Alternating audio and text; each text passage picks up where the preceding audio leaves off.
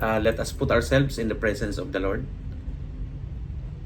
Great Architect of the universe, we thank you once again, Lord, for this opportunity to be gathered once again and to have this time set aside that we may fellowship with our brother Masons and our future brothers.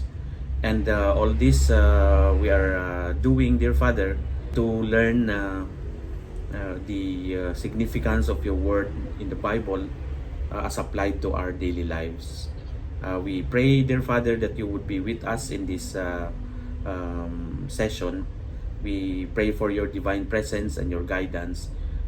Use me mightily, dear Father, for the discussion of the continuation of this series.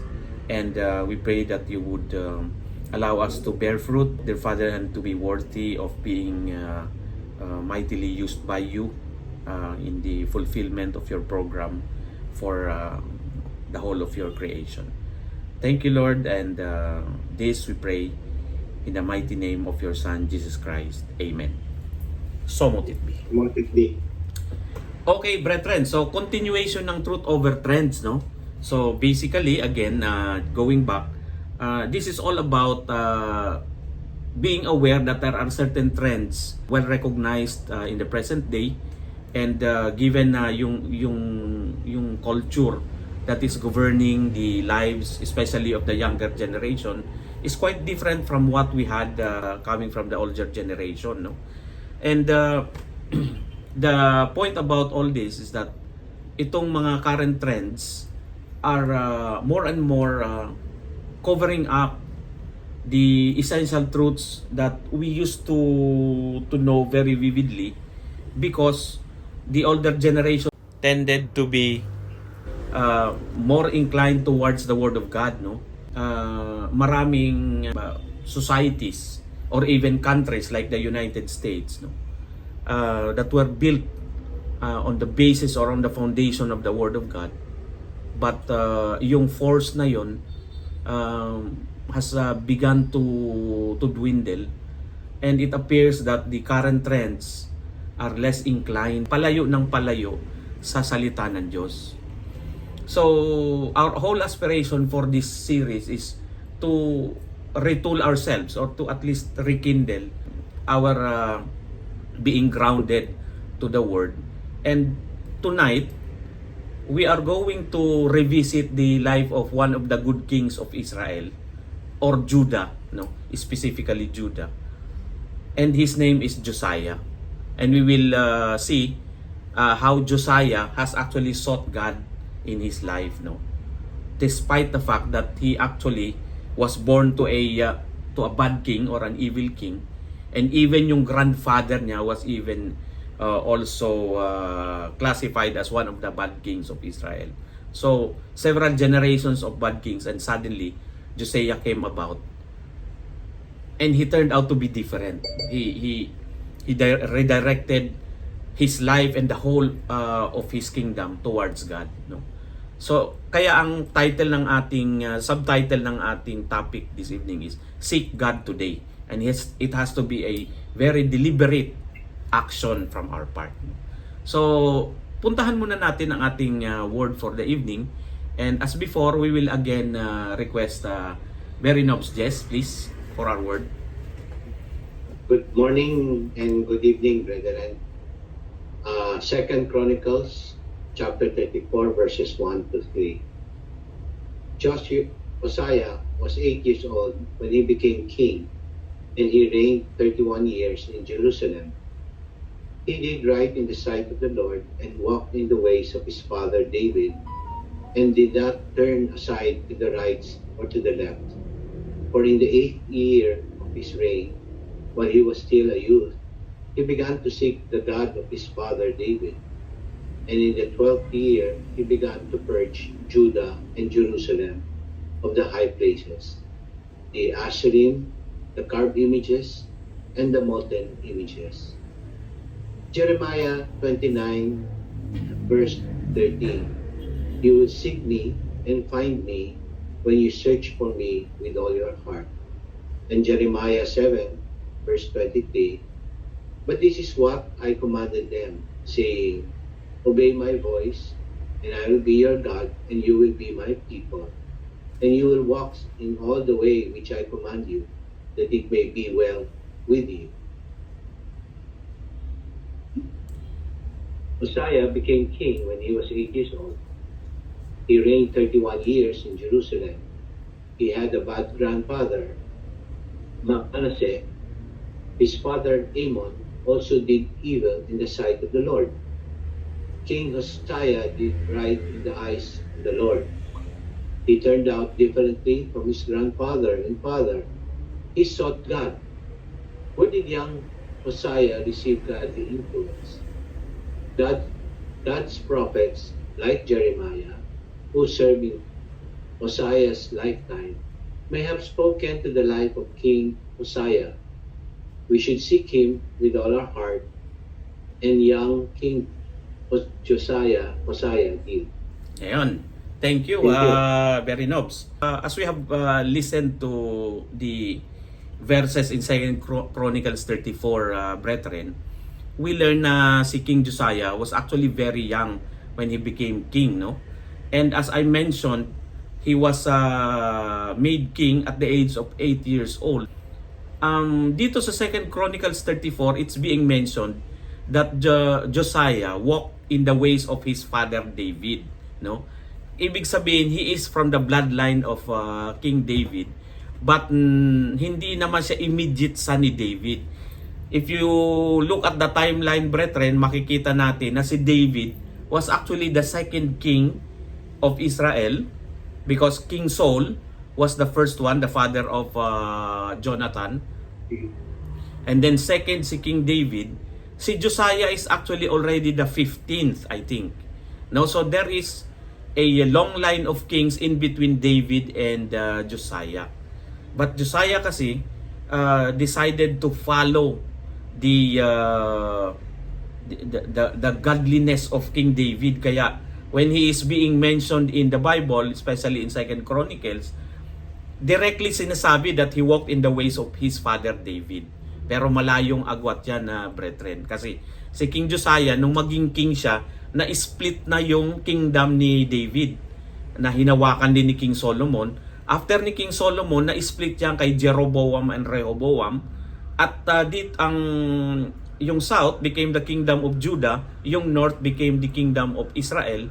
And dito sa south, sa Judah, naging king si Josiah. Ngayon, one of the questions probably is that why did Josiah decided to follow the footsteps of his father David, or his great-great-grandfather David? And according to what Kuya just read sa 2 Chronicles, we will learn that during the time of King Josiah, even when he was just 8 years old, there came about the appointment of the prophet Jeremiah. Inappoint siya ni Lord, no? Jeremiah, you will be the prophet who will guide King Josiah. What's the whole point? Why am I discussing this, brethren?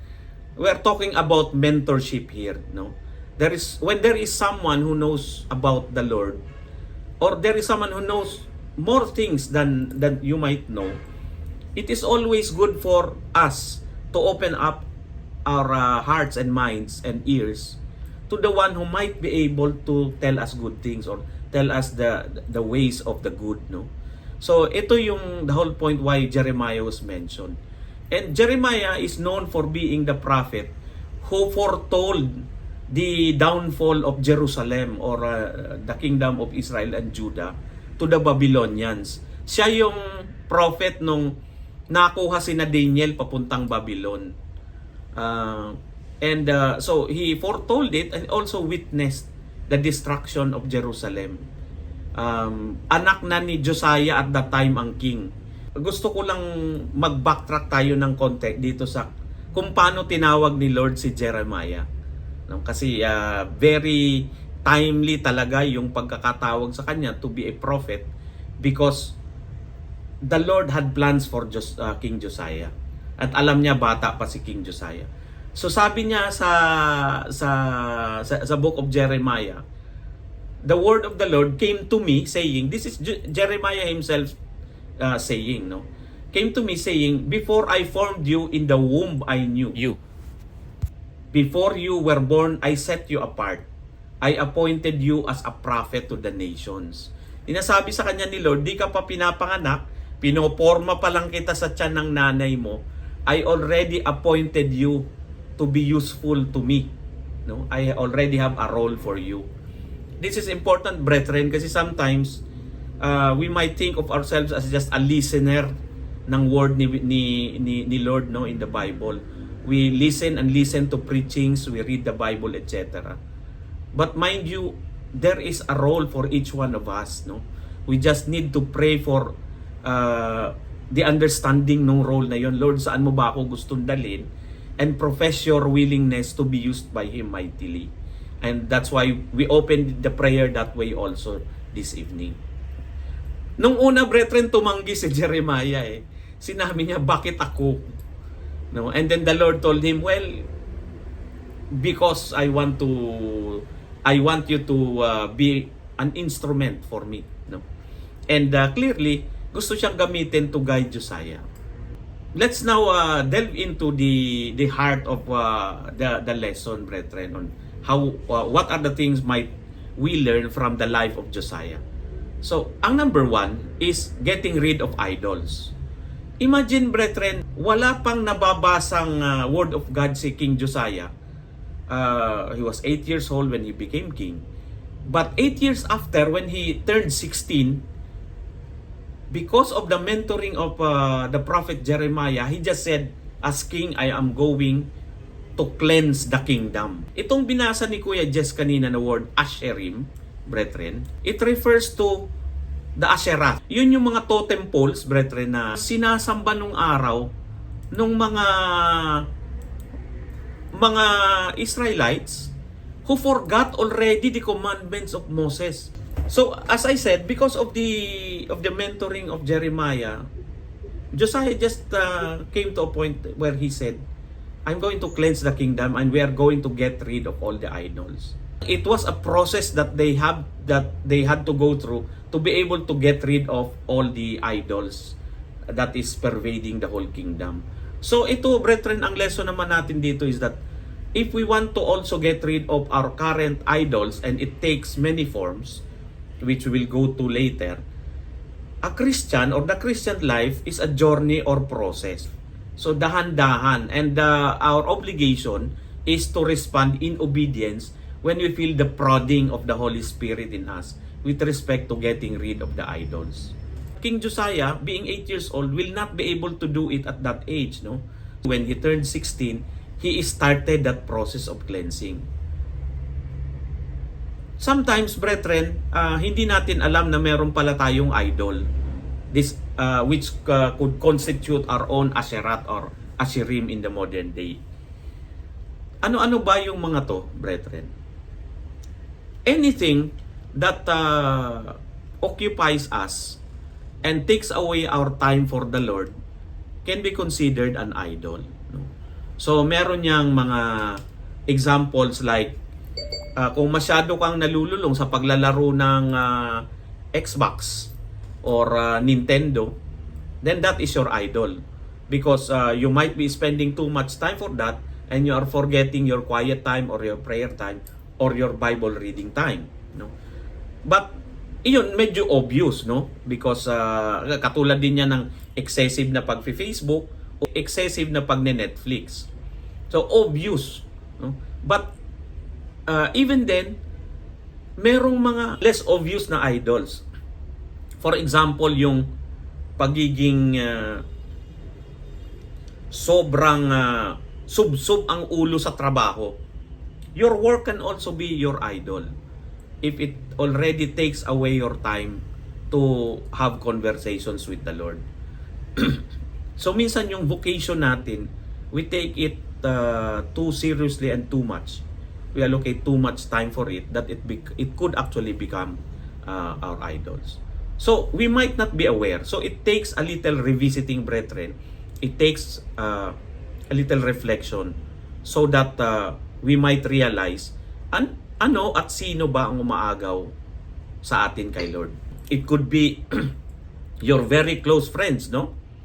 Na minsan wala na kayong oras kay Lord kasi bumarkada ka na ng gusto. Lagi kayong nasa labas, lagi kayong namamasyal. It could be your penchant to travel too much, no? Bawa, kayo ni Mrs. o kayo ng mga anak mo, mahilig kayong bumiyahe, kakauwi lang, babiyahe na naman, and you say, well, because we can. Kaya nga binibigyan kami ni Lord ng blessings, ng ability to do it. So, we interpret it as, gusto ni Lord, bumiyahe kami. No, but you have to reflect, no? We have to revisit yung ating lifestyle and yung ating mga tendencies so that we should be able to identify the idols that we have in this modern day and age. It takes time, brethren, to learn and to grow and realize eventually the things in our lives that God does not necessarily like. So, in the story of Josiah, getting rid of the idols signaled to the people, no, that change is coming. He was made to realize that God hates idols. Sinabi naman niya yan sa Ten Commandments pa lang eh. Doon pa lang sa kautusan ng Diyos na binigay niya kay Moses. Maliwanag na yan, no, that our God is a jealous God and we are not supposed to have idols na inanyuan ng mga bagay mula sa dagat, sa tubig at sa lupa, no. Sabi, brethren, dito sa ating lesson, they become a snare to us that weighs us down in life. Parang ang snare, parang ano yan, brethren, yung trap, no? Yung parang panghuli ng mga wild animals na mga hunters, no? Parang natatrap tayo doon, nahuli, hindi na tayo makaprogreso sa ating pamumuhay bilang Kristiyano. Kasi na-weigh down na tayo ng ating mga idols sa buhay.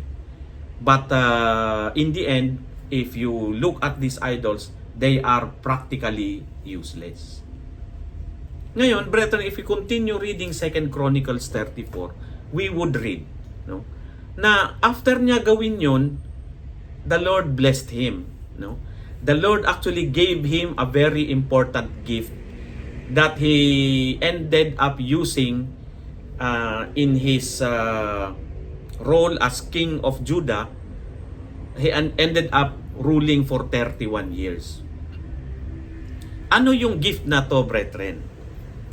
When they were finally cleaning up the temple, they discovered a copy of the Holy Book. Imagine, brethren, yung Holy Book na to, nakalimutan na nila doon sa templo. Nobody was reading it for years and years.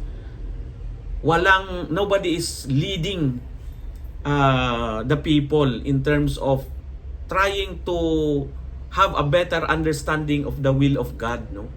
Josiah was already 26 years old at that time, no? So magmula nung 18, brethren, another 8 years passed ng kanyang paglilinis ng mga idols. Eventually, na-discover nila yung Holy Book. Nagkaroon sila ng kopya at nagkaroon lalo ng basis si Josiah sa kanyang pamamalakad ng kanyang kingdom. So, ang prodding sa atin, brethren, ngayon is to reflect and revisit kung meron tayong mga idols sa buhay that could be weighing us down, and following the example of Josiah through the mentoring of Jeremiah, we should slowly get rid of these idols in our lives. So when Josiah heard from God's law what they were supposed to do, from the copy of the Holy Book that they have not read for years, he realized that for the longest time they had been disobeying God. So nag-initiate siya ng spiritual renewal sa kanyang kingdom. There was repentance and reverence. Naging mas lalong grounded sa Word of God yung ginagawang mga pagbabago ni King Josiah, no? So the king read all of the book to the people. Ang ginawa niya, brethren, naggawa siya ng programa na binabasa ang laman ng Holy Book para marinig mismo ng mga tao.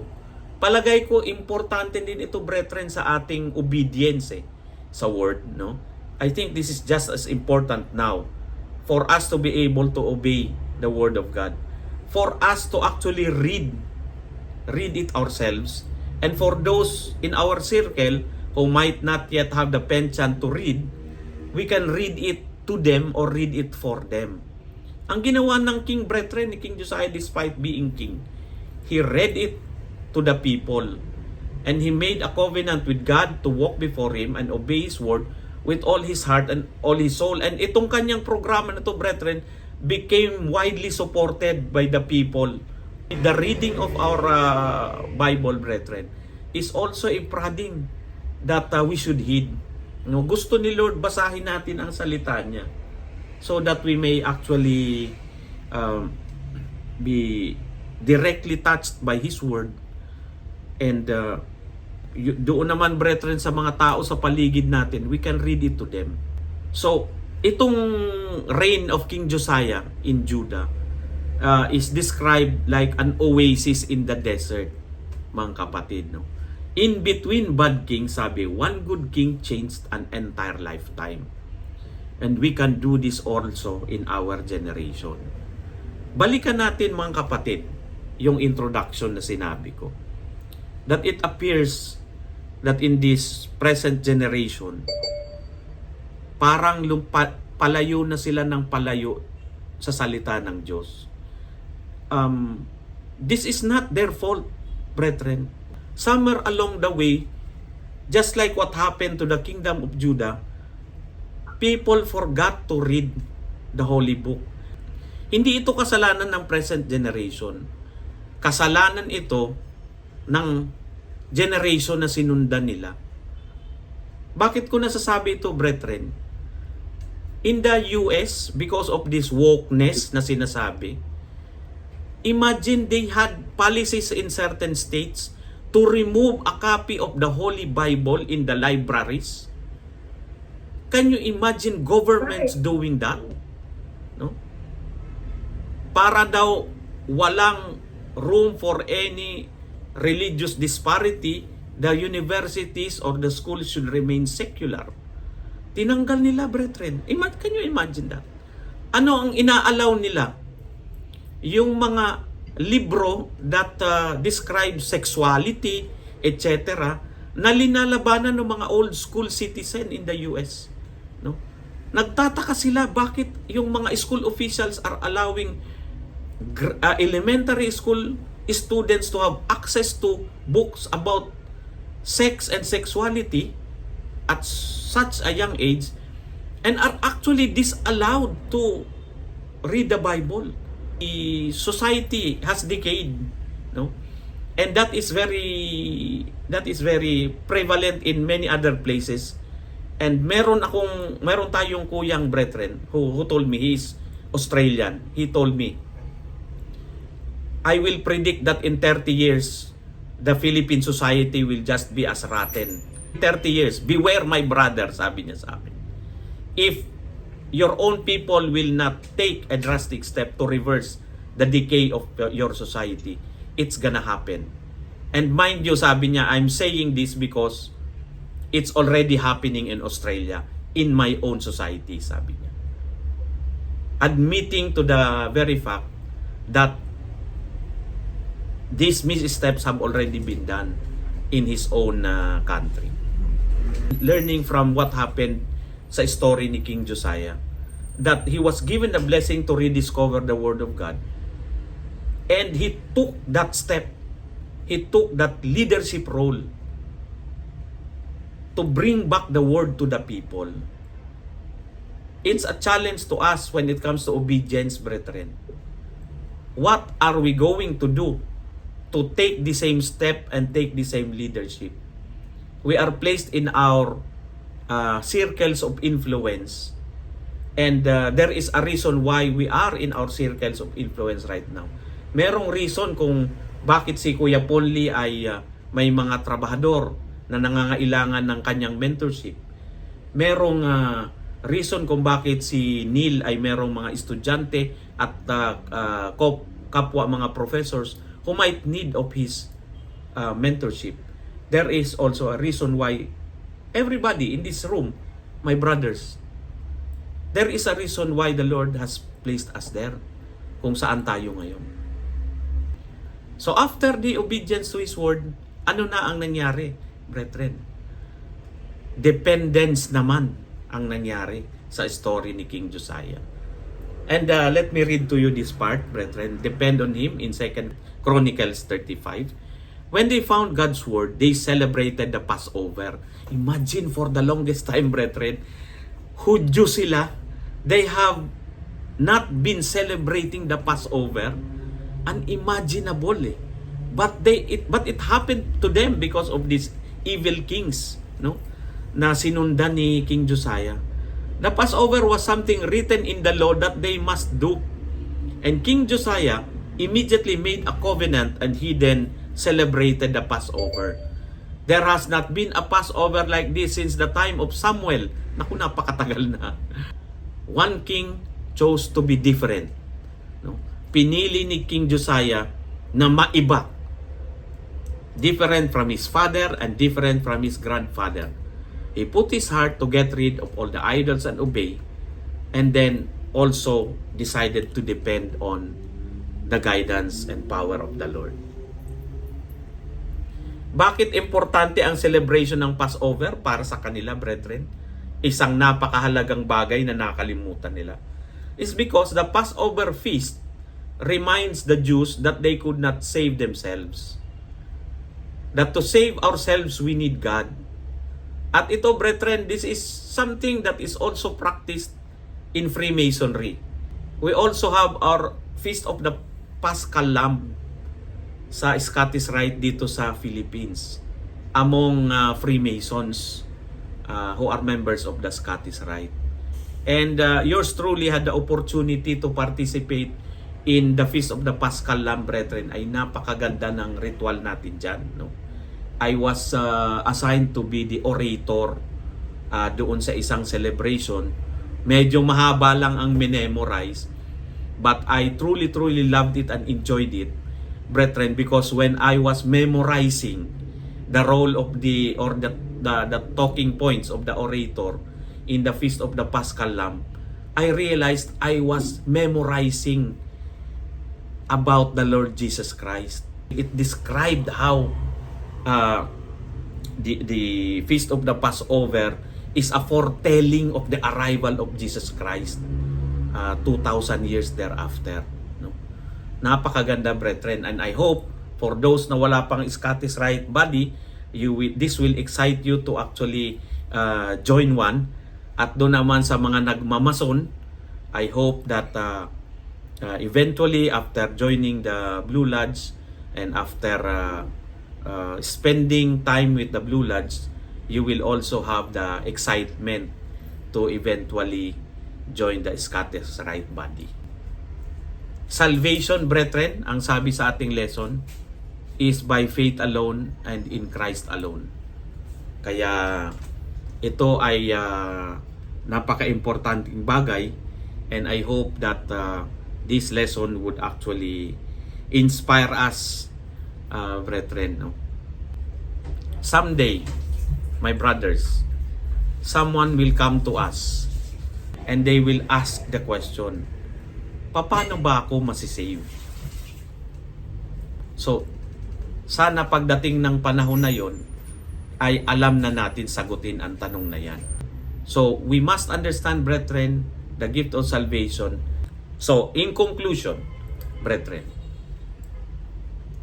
nauuna muna ang faith, no? Ang inaral natin sa gabing ito, yung buhay ni King Josiah, we started talking about getting rid of the idols and obeying the word. Pero I hope we realize na kailangan mauna muna ang tibay ng faith natin sa ating Lord and Savior Jesus Christ. Because it is only through this faith that we would have the strength to truly get rid of our idols and truly obey His word in the Bible. Without the Lord, brethren, we cannot save ourselves. Without the Lord, we cannot do the things that we need to do. It is only by grace and by the power of the presence of God in our lives that we're able to conquer our challenges sa buhay. And in the life of King Josiah, he would not have been a good king had the Lord not provided him the prophet Jeremiah to be his guide and mentor. At kung magiging mentor ka man, kapatid, pagdating ng panahon, you have to prepare, of course. And the way to prepare is to accept early on, accept now, that you have to keep equipping yourself about the Word of God.